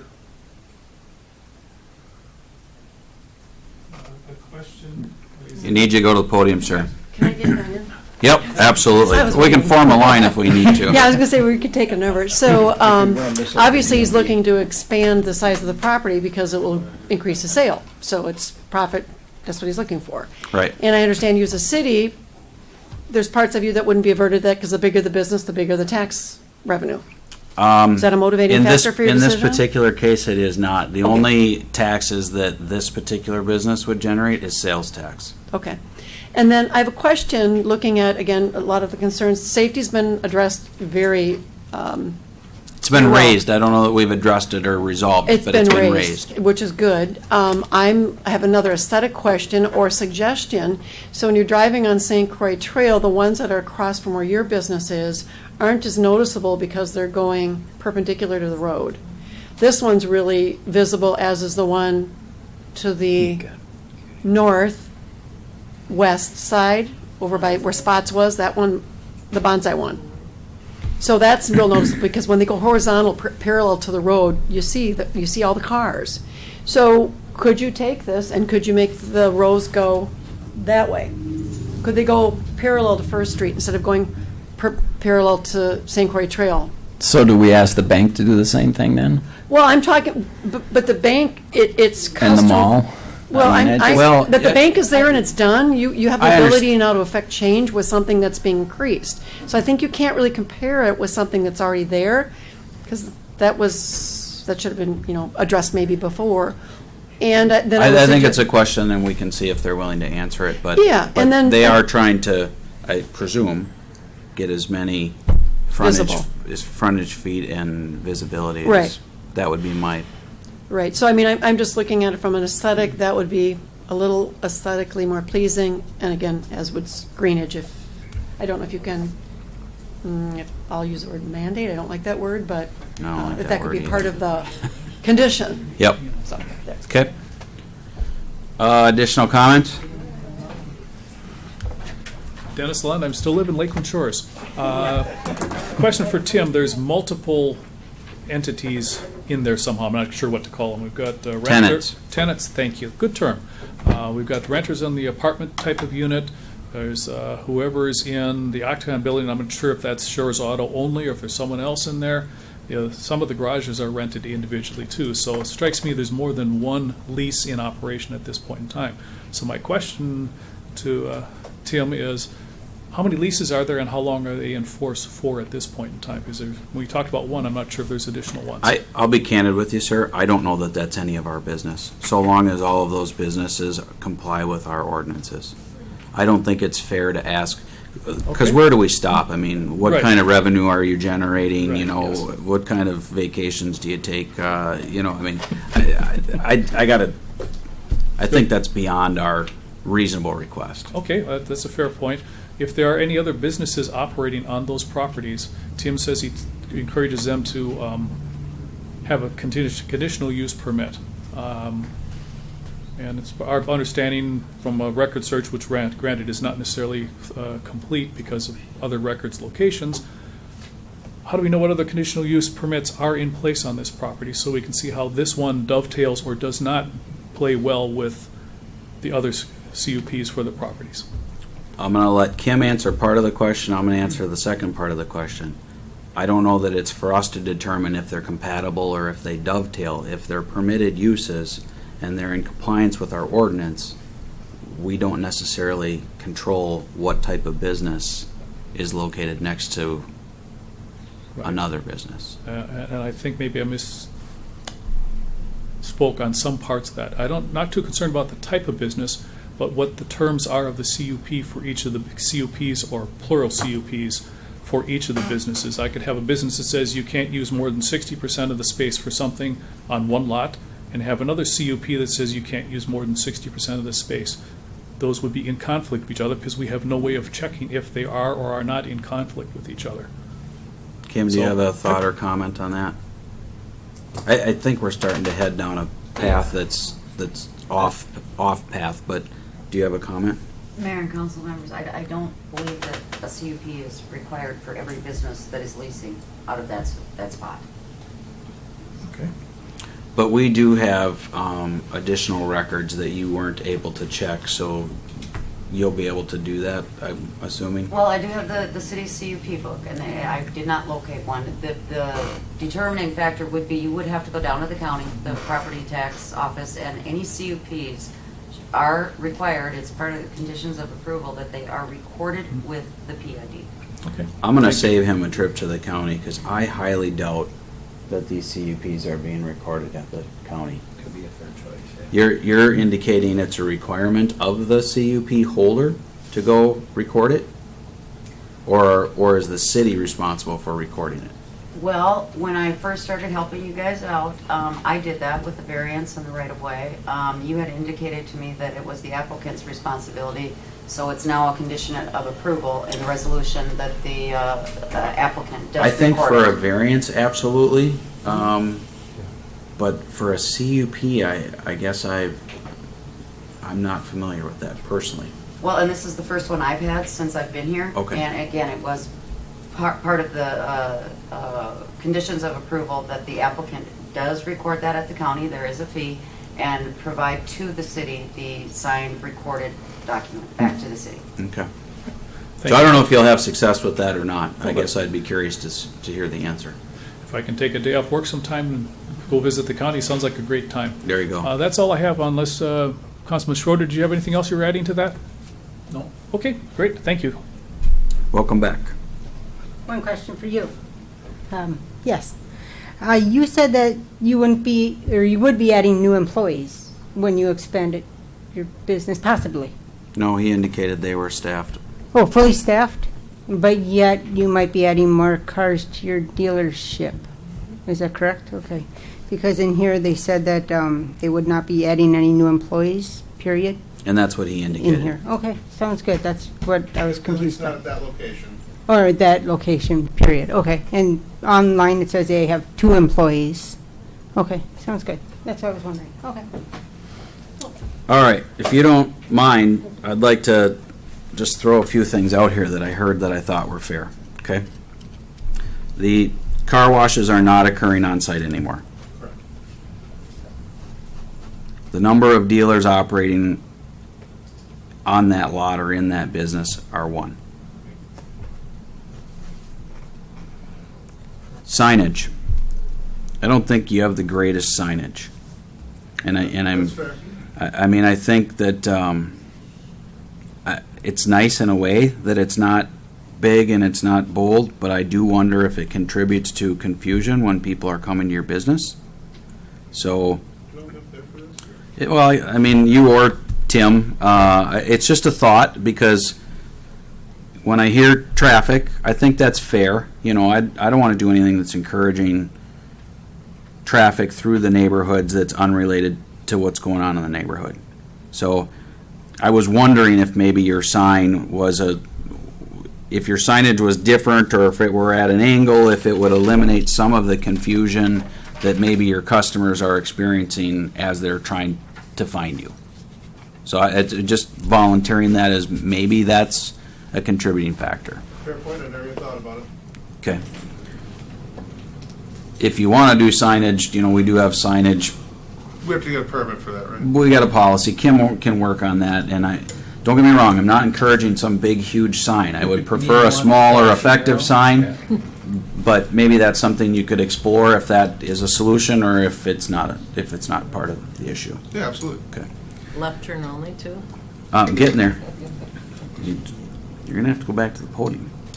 Well, I have to leave. Just kidding. So, security, speed, stop sign, and/or turn. I think those are kind of all together. You know, your traffic, your security, your speed, and/or if a stop sign coming out of there. I guess I'm just going to throw that out there. I think those are fair concerns. I don't know that we can hold you responsible for all of them. Clearly giving direction not to go through the neighborhoods. You can do that. If they're with you, or if you're with them, you can indicate stop or look for traffic as it's Now, turning. what they do in their own car, I have no control. I get it. That's fair. I get it. And you're going to have limited control even when you're sitting right next to them, but Right. speed, you know, as much as possible. We don't want them going over the limit. I try to take everyone to the highway for that reason. Right. But I don't think that that's 100% on you either, because like you say, when you're not with them, or even when you are with them. So that could be an enforcement issue that we talked with the sheriff about, just keeping an eye on things. But I would say if they patrol anything more than any other street in town, it's that main drag. Stop sign and/or a left turn only, I think, you know, you could determine if that's something that could work, but certainly if you're cautioning people when they're leaving your lot and you're with them, you know, to be careful of the left-hand turn. You do have pretty clear sight lines there, where not every intersection has clear sight lines. Those are my primary issues. I struggle a little bit with the aesthetics, I really do. I think additional screening could be a great thing, but I know there's cost that comes with that. I'd prefer to see bushes or trees. I think that's something I'd rather see you do voluntarily as an effort to keep the neighbors happy and for everybody to get along. But I think it's a fair comment. It's something to consider. Those are my thoughts. Randy, you want to go through your list? Thank you, Mayor. I do have one quick question that we didn't address. What is the minimum space requirement for each car? I've never looked into that. There isn't. We don't have anything. No, I mean from like a state law, you gotta have this and that, so we don't know, okay? I don't think there is anything. It just says the number of cars that you can have. It doesn't have any square feet per car. I'm very concerned that we don't have our legal representation here tonight. In your application, there's, it says in here that there's not gonna be any thought given to additional parking for the customers. Screening is definitely an issue for me. Safety, I mean, the same things that the mayor just brought up. My question is, are we, Mr. Lund, he's still there. Are we compelled to do this by law? We're not sure. What if? Compelled to do what? Approve this. Could we say no and just say he's at 10? Are we gonna get sued? We don't have to do this, right? You'd like a legal opinion on that? Absolutely. Okay. I mean, No, I understand. our legal counsel's available to us anytime, Got but it. we do need to request their presence if Got we it. want their presence. Well, I tell you what, we're still in the public hearing, right? We are. Okay, got it. So I'll, Kim, so should I close the public hearing so that we can have council comment? Is there any additional public comment? Hearing none, seeing none, I'll make a motion that we close the public hearing. Is there a second? Second. We'll have council discussion. All in favor? Aye. Aye. Okay, where am I going? Yes, I believe there are too many unanswered questions in my mind relative to the legality of this. I've had a conversation with Councilmember Bischoff, who's not here tonight. He was very sad that he's not able to be here tonight, and he has given me his authority, not necessarily to vote, but to it as a proxy, because you can't do that. You got to be at a meeting to vote, right? Got it. But if he were here, he would vote no, and he would want to table this until we get more information. And that's where I'm going with this as well. There's just too many different things in my mind that have not been addressed, and how they're going to do this. I want to see some screening. It just doesn't make any sense to make this, and then you're gonna put a bituminous surface in there. The runoff. I mean, there's just too many things in my mind. So I'm just gonna leave it at that, folks. I'm going to ask you that you not leave it at that. I want to know exactly so that we can create a list and and if it's the council's pleasure that we table a decision this evening to get the answers to the questions, then I want to make sure we have the list of questions. Is it too early to make a motion? I think it is. Would you mind just articulating your specific concerns, and then we'll make that list? Because it's possible that they'll have additional, and then we can determine if we need. Okay. So you got, what's your first one? Screening? I got screening. Okay. No additional parking? No expansion. No expansion. What is the minimum space requirement for each car? Is there a minimal space requirement? There isn't from our point of view. I do know that. Okay, So, I understand that, but what about from the state of Minnesota? So let's go down that road. If there is, that it wouldn't be for us to enforce that. It would be for the state to enforce it as part of their licensure. Because they have to approve the site. Who does? The state has to approve their location, their site. Have they? Yes. We wouldn't be in business. They wouldn't have granted me my license had we not. Has the state granted you the authorization to expand? That is up to the city, not the state. So my understanding of the state license is that there is a minimum number of cars that you have to be able to park. You have to have room for 5 cars to display. They do not limit the maximum number of cars you can have. No, they don't. So the license has been issued based on the fact that they can accommodate 5 cars or more. There is no per space car, or per car space. Just the number of cars. It's a minimum of 5 cars. Can you park 5 cars or more somewhere on the property? And isn't there a requirement that you Inside. provide service, repair? No. That's no longer? No, that's, I believe Wisconsin may have a rule like that. Okay, that's what I'm Minnesota thinking. does not. That's what I'm thinking. Okay. Okay, so then quick question, sir, is based on what the state is, how many cars does the state say you can have? They don't have a limit. So They don't determine how many you can have. We determine that. But you don't get a license unless you can accommodate at least 5. For sale. Correct. Okay. Screening, no expansion. Yep, let me keep going through my notes here. Yep. I defer to these 2 other gentlemen to my right, please, or 3 gentlemen, if you will. I was going to say. Yeah, well, you've already said your piece, but that's okay. Well, I just Yeah. thought you were excluding me No, from no, the gentleman no, category. Yes. I use that term loosely. Okay, thank God. Screening, no expansion. No, go ahead, guys. I'm going to keep looking through my notes. Okay. I know I have more. Tom, we've been doing all the talking. Yeah, I know, and I've been doing a lot of listening, and there's, I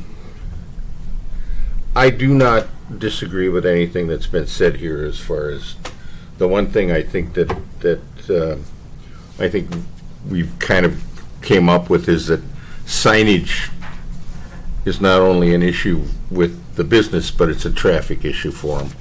And yeah, I'm going to reinforce that one, but because I understand, I have people turning around in my driveway too, and I've got no clue why they're turning around in my driveway. They can go around the block, but let's see. The one thing I did, and I want to compliment you guys, is that I have, every time I've gone by there, when I'm walking or on my bike or in a car, you have the sharpest looking car lot on the road. I mean, and I appreciate the fact that you guys try to keep it up and try to make it look good. And We put a lot of effort. yeah, I got the one guy out there lining them up. They are lined up. Yeah, and I've always kind of appreciated the fact that you try to make it look. It's still a car lot, but you try to make it look good. And kudos to you guys on that. And I'm done. Okay. Terry?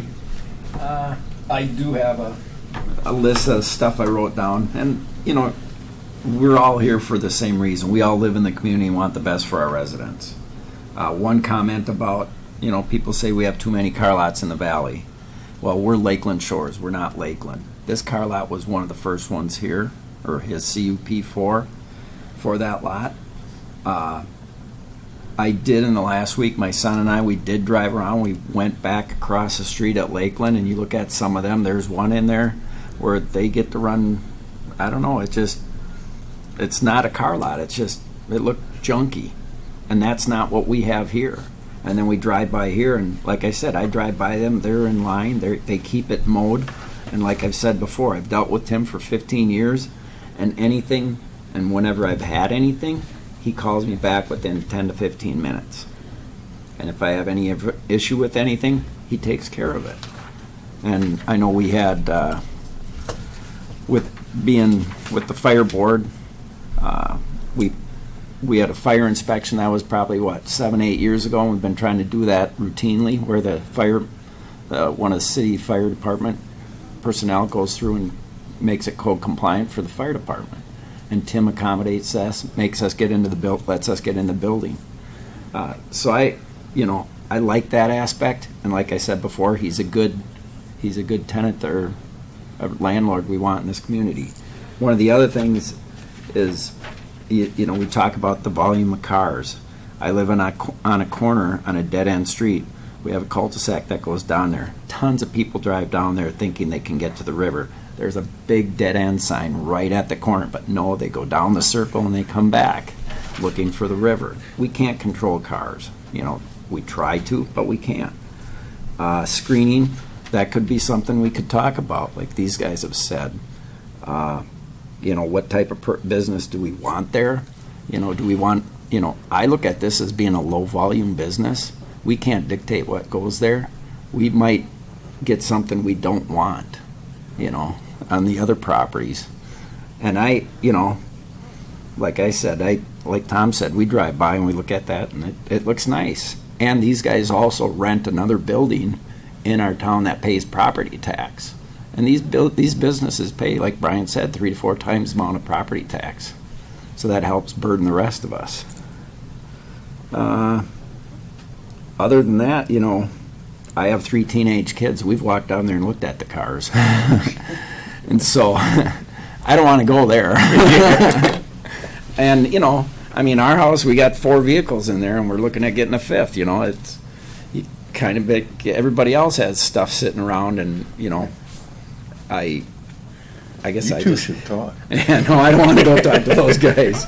Well, you know, she's got teenagers too. Yeah, yeah, and everybody has their boat, their camper, their trailer, you know. But we all try to make it work. So, Tim, can I put you on the spot just a little bit? I think that we've had a pretty productive, respectful conversation back and forth, all of us on all sides of the issue. You've heard the list of concerns. We've tried to consolidate that or narrow that. I mean, in my mind, it's screening, it's the amount of expansion, and it's traffic. I think those are the 3. Everything falls within those 3. Do you think that I mean, rather than having the council take a position, I'd much rather that we all just work it out and that it works for everyone, rather than it pick a winner, pick a loser. Do you have any thoughts based on the comments you've had? And that's putting you on the spot, I realize that. The screening, I guess Sorry. the screening I have thought about, and I actually think fences to me look ugly. I mean, and I don't know what or where to screen, how you would, what you do, you put up some bushes along First Street, or I know I still have the few pine trees along the back on the I'm thinking on the the bulk east side of the screening property. would occur to the east, where your pines are. Is that, What about along the north side on First Street? I was thinking first and along your border as well. You got to go to the podium. But let's let him finish his thoughts. Yes. Mr. Mayor, I will note the public hearing has been closed. No. All right. The applicant can speak. All right. Sorry. As far as the space goes, try to accommodate it, make it look nice, I guess. I'd kind of like to try to stay close to that area. I think with the size of the lot, I think it's pretty, I think any more than that would be too much. Because if a person, whatever in the future, I guess nobody can predict the future, but you want to put a building on the back of that. I mean, it's still a piece of commercial property that you could do something else with, or maybe it's not a car dealer lot in 5 years. Or maybe you throw a building up behind where the parking area is. Right. They meet the setbacks, they can be back, you could have a building right up against the property line on the back or on the east. Yeah, however many feet that is off the Yeah. back. So I don't feel like we have a perfect consensus. I don't either. I guess I would have to. be I would fair. have to agree with you. So, and I don't want to just kick the can down the road, but I really would like to have a consensus. We don't have John with us tonight. Randy has asked that there's one or two legal points that he'd like clarification on. Would we be harming you if we waited till next month, if everybody puts their thinking hat on, if we get some additional answers, just to make sure we're dotting our I's and crossing our T's? Well, let me re-ask, what are the legal questions again, I guess, because I thought we covered those, because of the parking space or I what? think frankly, what- he's asking if we can require screening. And from my memory, we can require a certain amount of screening, but you may already meet that requirement. So frankly, I'd want to look at what you already have. I believe Kim did that. But that would be a dotting the I. Okay, item. and then back to the surface. I thought we were talking about a milled asphalt, the surface, which would not be impermeable. It would absorb water because it's a milled.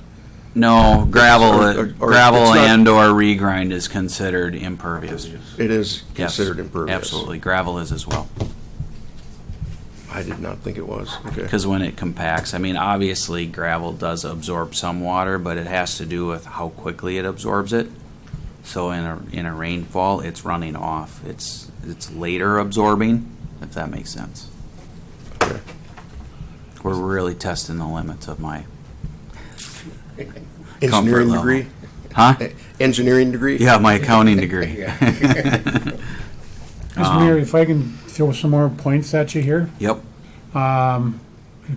Again, the safety issue, somebody brought up that there's no stop sign at the end of the driveway. Parking is an issue, no parking signs on First Street. No additional parking is made for customers. I'd like to see a traffic study done to see if a widened driveway is needed. Is it legal to just stay the same as it is at 10 cars? And then the one I just wrote down is runoff, okay?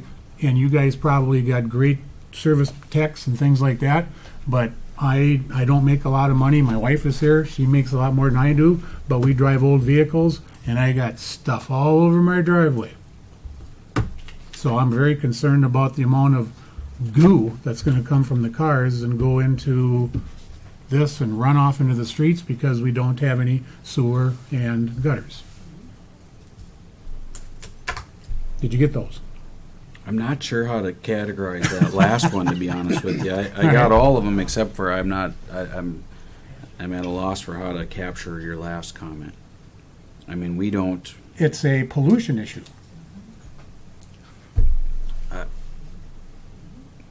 What do we do with the cars at the bank? We're beyond the scope of that question in the respect that the bank is the bank, it's there. And if we have a complaint, then we deal with it. But right now, we have an opportunity to manage our opportunity here, and that's why I bring it up. So what we do at the bank. But I think back to the comment, if it was a Starbucks, would that be an issue with a Starbucks? I mean, just because it's a car lot? I mean, just to be honest, just ask an honest question. I've never seen like an environmental. Sorry to interrupt you. I've never seen an environmental evaluation of gunk that might be coming off of a car. Is it too late to have one? I've never ever seen it. I don't even know how you would do it. Oh my goodness. Mr. Lund, you've got all the background, you've done all this research. I believe that, with respect to making a public comment, I believe that falls in the category of our stormwater management plan, and potentially the Stormwater management is going to deal with water runoff. It's not going to Right. deal with pollution. But the stormwater runoff potentially carries that pollution. Also, the watershed district may have something to say about this. I don't know their. I chair the Middle St. Croix Water Management Board and have for way too many years, 14 years. We don't have that. I mean, I'm just telling you, we don't. Okay. We evaluate impervious surface, we evaluate erosion control, rate, flow, those types of things, but not environmental impact, if you will. Okay. And I want to go on the record, folks, is I am pro-business. God bless you. Glad you're here. We appreciate you being here. But I've had phone calls from other residents who have shared with me their concerns, and I have brought these up here. So it's just a matter, I'm not picking on you, I'm not doing anything, I'm looking at it from a 40,000 foot, I'm looking out for the best interests of Lakeland Shores, not only for the residents, but for the businesses, and how we can do this, okay? But the mayor's got the point, we gotta figure out how to do this, and what to do this. And I don't feel comfortable because I'm not an attorney. I need to get some legal input into this to see where we're at with all this. Mr. Stanky, you're doing a heck of a job too. But I got to keep the this could be a ballot box buster come next fall. Well, let's hope so. Let's get some Jeez. fresh blood in here. Let's do it. So we need candidates. Every 2 years. So that's my 2 cents, Mayor. Okay. So, Tim, did you have comments? No. I think no parking on First Street's a fair comment. That hadn't been raised before. Are you parking on First Street now? Never. So you're willing to? We've never used it. We don't plan to. Okay. I think it was a fair comment. So if it were an issue, We see people coming up and parking there for odd reasons every day, and they don't come into the car lot. They have nothing to do with us. I don't know what they're doing there. I kind of wish I did if I was curious, but. Looking at the lot across the street. They get on the path. They pull into our lot and do it too, but we don't know why. It's just a good place to pull over and check your phone, I think. I don't know. okay.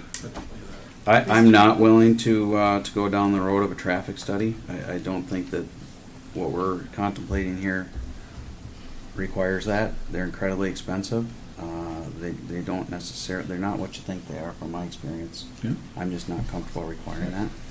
Mr. Kim? Mayor and council members, I would just will note two of the items that were mentioned as in terms of concerns was the screening and the stop sign there, and the council has every authority to make those conditions of approval if this is approved. Okay. You can require screening and you can require a stop sign to be put in. Okay. You're contemplating whether to let her talk or not. I am contemplating.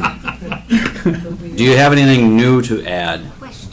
I'll accept a question, but you do have to go to the podium. Who would have to pay for this stop sign? that the applicant would. Okay, so I still think that we're dealing with screening, we're dealing with the, Kim, what's your position on the number of units or the degree of expansion? Thanks for coming. I'm sorry? What's your position on the number of units that would be permitted or the extent of the expansion? Is that a discretionary item in your opinion for the council? Yes, it is, Mayor, council members, I believe it is. Okay. In my experience with CUPs, that's what a CUP is. It's a conditional use permit. It's a permit issued based on conditions. And a lot of those conditions are put in place based on the neighbor input, the public comment, which is a state requirement. So we've agreed there's no parking on First Street. I still think we're dealing with screening, either no expansion and or how many cars are permitted, and the safety concerns that we identified. I think those are our three items. Yep. Correct me if I'm wrong, I'm trying to get a pulse of the audience here. I don't think I've heard anybody say that they're totally opposed to it. Now you're inviting public comment. No, I'm outside asking the you vote. guys. What if- I did not hear that, no. Right. I think there's a general consensus that it's not the business that they would choose as their neighbor, but I think we all appreciate that they are a part of society and. Right, yeah, I can understand that. That's the sense that I just wanted to gain a consensus with amongst ourselves here. Yep. Okay. What's your pleasure, gentlemen?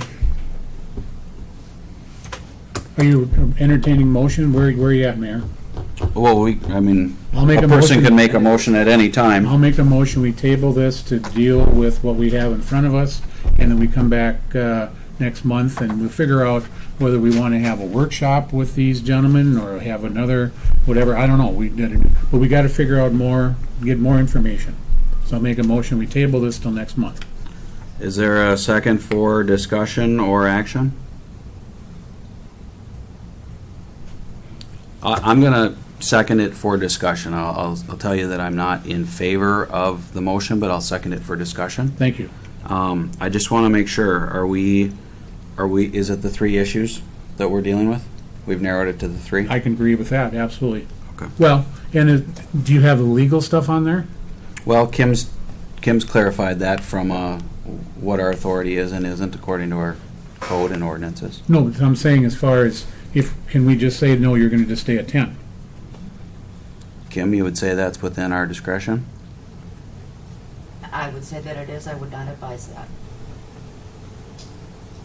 You It would- isn't allowed use. It's an allowed use. It isn't allowed use. Again, the point of the public hearing is to put conditions on this, because it is an allowed use. The council certainly can put a condition that you minimize the space. You don't allow the expansion as presented, a much smaller expansion. You put in trees, you put in bushes, limit their hours, put in conditions they can't have any more employees. Put in a condition that they can't have any more cars. Well, she's advising. But you can't do that. She's You're advising against it. It could result in an issue. And that, frankly, in my opinion, would be a very hard line for us to take. Okay. All right. So, we have a motion and a second. Additional discussion on the So motion? they have 10 vehicles now. They're Correct. looking at 40 total or 30 total? I think we agreed we could go a little less than that. At one point, I heard 34. 34, yeah, it was 34, 36. Yeah. Okay. Is that your number in high school or something? 34, 36? Actually, my number was 66. Oh, I wrote down 34 to 36. Yeah. Okay, so the motion, let's deal with the motion that's on the table. The motion is to table it until next month. Let's determine if that motion prevails or doesn't prevail. So I'll call for a vote. All those in favor? Aye. Those opposed? Aye. Nay. Okay, so the motion fails. We're going to continue to discuss it. He said aye. Yeah, on an A. On A. Yeah. Pay attention. So, all the cards on the table, okay? I'd like to see some screening. I don't know that you need to go all the way down First Street, but I think a little bit of screening would go a long way for everybody. I'm not looking to increase your costs dramatically, so I'm not suggesting they need to be a minimum of 6 inches at, 8 feet in height or anything, but I think that's something that would help. Along the back. I think primarily along the back. I mean, if you were to do a few as your westbound, I don't think it'd be a bad idea. I think it would help. Personally, I think if you come too far, now you're kind of creating a dark corner, and I don't really want to encourage that. So I think some screening back there would go a long way, certainly with me and I think with your neighbors, if that's something you'd consider. I'm more comfortable with 25 cars.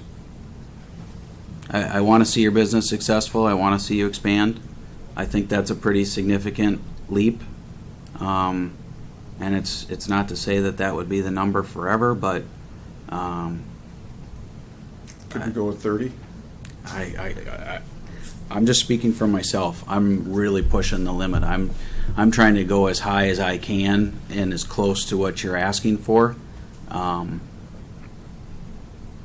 I've told you many times, and I've told people that call me, I don't have this same aversion to used car lots. So I fundamentally don't have a problem with the business. I think it's a reality. I have a problem with some of the elements that can be associated with that business. I don't think that's applicable in this case, and I appreciate that. Okay? I think there are some neighbor concerns that were brought up tonight that were fair, and I think we should try to listen as much as possible and mitigate that as much as possible. And I'm confused on, Mr. Stanky, why you're pushing for more when it's not your business. It's these guys' business. They're not saying that they want more cars. Sure they are. That's why he's here. Sure they are. That's why I'm here. It's their business. Yeah. Yeah, but They he's want the more he's the parking. property But owner. I'm the He's property the property owner. Yes. So you're speaking on their behalf. They're wanting to expand. The only way they can do that is if he amends his conditional use permit. Correct. Couldn't they apply for their own conditional use permit? As tenants. Mr. Stanky's the applicant, so that's what we're dealing with. I'd prefer, frankly, to have the property owner.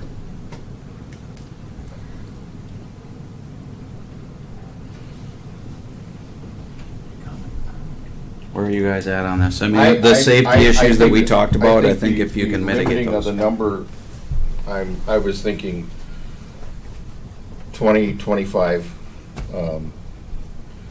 That's not to say that in the future they can't come back and ask for more. Right. Yeah, and, I mean, based on the way this progresses through over the next several years, the screening and this and that, and they're, like I said, these guys run an orderly shop, and I appreciate that, and I think, but yet we have a bunch of residents here who have some concerns, and I think that's important too. So, yeah, I kind of concur with your 25. I think that's a reasonable number. And the couple signage issues that we talked about with not only that, but with the stop sign and the left turn stuff, and so. But I think we've nailed most of that stuff as to how we want to handle it, so that's all I have. Tim, what are your thoughts? Well, I even went over as far as to talk to their landlord at the other spot. I know the Barnes guys for over 20 years and looked at how they operate there and how they neat and clean. They keep their vehicles there and tidy, and Mike didn't have any issue with it there. 30 or 40 vehicles, I think that's too many. At first when I saw this, I was thinking 20, maybe doubling it. I don't know if they'd like that or not, but, and that's, From the immediate feedback we got, I don't right. think he's excited Yeah, about I the know. 25. But, I live in the neighborhood, from looking at these guys, the way their business runs, I think they do turn them over pretty good, because I don't know how often but it seems like they move in and out, so would 20 or 30, 5 or 10 less be that big a difference, and they do have parking at the other area where they can stage them and bring them in.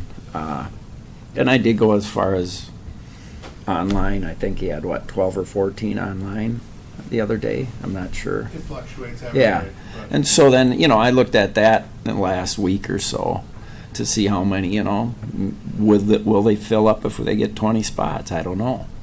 And so that's, and I look at every one of these residents. I mean, I have the same concerns too. I live here. I live a block and a half away. I live up the street and down, And I know you guys are new to the neighborhood, and I know your father-in-law very well. Yeah, I won't. But no, and it, and we, I had 3 little kids, and cars run around, and we try to do the best for everybody, and I think they will, and I know Tim will keep an eye on them. So, I guess that's what we have to figure out. Randy, your thoughts on those comments? All valid points. My concern is with Councilmember Bischoff not being here and not hearing this discussion, I feel bad for him. He may be willing to amend his thought, but his initial reaction was no. But I know John, we all know John, he's a reasonable fellow. I hate to speak for him. I will speak for myself. I think that I could be persuaded, based on what we're doing here, and then we would have, because we have four people, we have a quorum to be able to make a decision this evening, that I could be persuaded to go to 20 cars, based on what I'm hearing. Okay.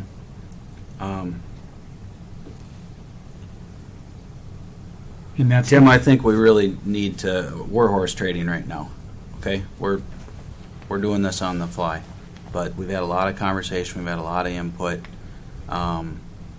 Would you be willing to work with us on those couple of points we talked about, and then we need to pin down the number of cars? So really, it's the screening. They're going to deal with the safety issues. You're committing to no parking on First Street. You're committing to educating your customer as much as reasonably possible about not going through the neighborhood, about speed. I think we will talk to the Sheriff's Department about enforcement, just in general, not specific to you or any other business in town, but we've got speed limits for a reason. And then we're down to the number of cars. And try it and see how it goes. Okay, yeah. Could you live with that, or would you feel like... The number seems to keep going down from where we started. I keep losing that battle big time here. Well, I mean, we've heard 20, 25. 25 was okay with me, 20 was... 20, 25. Okay, so... 23 and a half. Yeah. So we're right in that area, You but... could sell one car with one axle. 23 cars and a motorcycle? There you go. 24 cars in a smart car. And I'm sincere when I say that once we land on a number that everybody can live with, that, we'll keep the conversation going and we'll evaluate it. Okay. So is the number 25 then? He's pushing. How much of a discount for Lakeland Shores? Right. No, yeah. don't. Big Off the time record, discount. Don. I thought I tried that the last time. So then too, you're talking screening and a stop sign. You want a stop sign put up at the driveway? And Yeah, I that's think- the First Street? Yeah, and yes.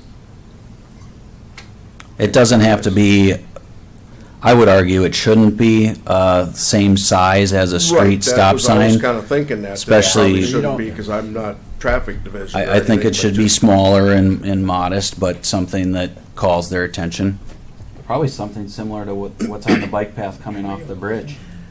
Yeah, I was going to say, Bigger don't take the than one off the signs snowmobile that trail. Say stop for snowmobilers, 'cause Right, those are just. right, little I know, things yeah, like they're that. only, Yeah. they're down Yeah. here and, right.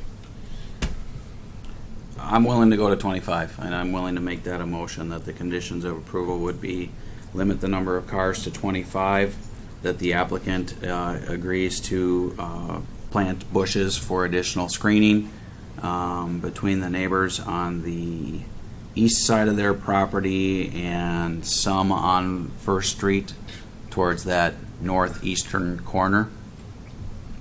And that you'll take measures to control cars stopping before First Street and left turn only, that you'll take measures for that. That's my motion. Is there a second? I'll second that. Discussion.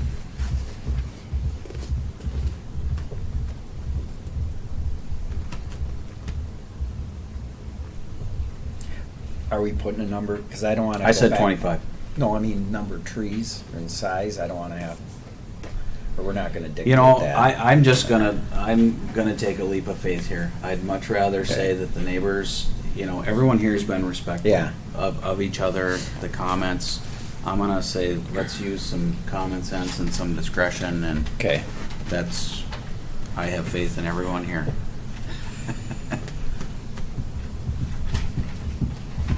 What are we at again? 25, he's second, gonna discussion. screen, yep. 25, he's gonna screen. 25, screening, And and they're gonna traffic mitigate, control. they're gonna mitigate the traffic control safety concerns. I'm good. I can live with that. All right, I'll call the vote. All those in favor signify by the sign of aye. Aye. Aye. Aye. Those opposed with the sign of nay. No participation. I've never been that clear before, so. All right, motion carries. I really do appreciate everyone's comments. Thanks to Let's everybody. work together. Okay? Thank you, everyone. Thank you. Yep. All right, we'll move on to item 4C, consideration of Youth Service Bureau donation. I would like to amend that verbiage. Go ahead. Okay, so item 4C. Right now, it reads consideration of Youth Services Bureau donation. I feel strongly, I don't know if we have a policy, that we should not be making donations. And part of how I support Youth Service Bureau is that it's a contract for services. They've been able to document how many people in our community they provide service to. So the number $500 is actually a little bit below what their numbers suggest, but we've made a $500 contribution in the past, and I definitely support it, but I want to call it a contract for services, not a donation. So I would make a motion that we enter a contract for services with Youth Service Bureau for an annual fee of $500. Is there a second? I will second that. Any discussion? All those in favor signify by the sign of aye. Aye. Any opposed, the sign of nay. Motion carries. Item D, consideration of June 4th, 2019 City Council meeting minutes. I will be abstaining. I was not present for the meeting, but is there a motion to approve those minutes? I just have a quick, okay, when I saw that, I thought maybe you were thinking there was something wrong with them or whatever. This is just kind of a housekeeping deal. Typically, we do that like under the consent agenda. Yeah, she specifically put it here because 2 council members were absent, and she wanted to be clear that we okay. should abstain. Oh, okay, so there's nothing, okay. Nope. Okay, yeah, I'll make a motion that we accept the June 4th, 2019 City Council meeting minutes. I second the motion. Call for a vote. All those in favor signify by the sign of aye. Aye. Any opposed? Any abstentions? Aye. Motion carries. Staff reports. City engineer, I think only the road. Anything from you, Kim? No. Okay. Councilmember Kopesky? Just one thing, that on September 14th, and I'm going to be sending it to our clerk to put on the city website, the Yale Ribbon Alliance Lower St. Croix Valley is hosting a fundraiser for military service members or families and veterans at the Washington County Fairgrounds on Saturday, September 14th. There's going to be 4 live bands there, and it's a family-friendly event, and we're hoping to get about 3,000 people there. It's $15 in advance and $20 on the day of the show, and there'll be kids' bounce houses, there'll be face painting. The Stillwater VFW it'll be very similar if you've been to the Washington County Fair. It's going to be right around that particular area. The Stillwater VFW will be manning the beer garden, so there'll be beer and wine sales. We'll have food trucks and vendors, so it'll be a very nice fundraising event. Okay. Councilmember Schroeder.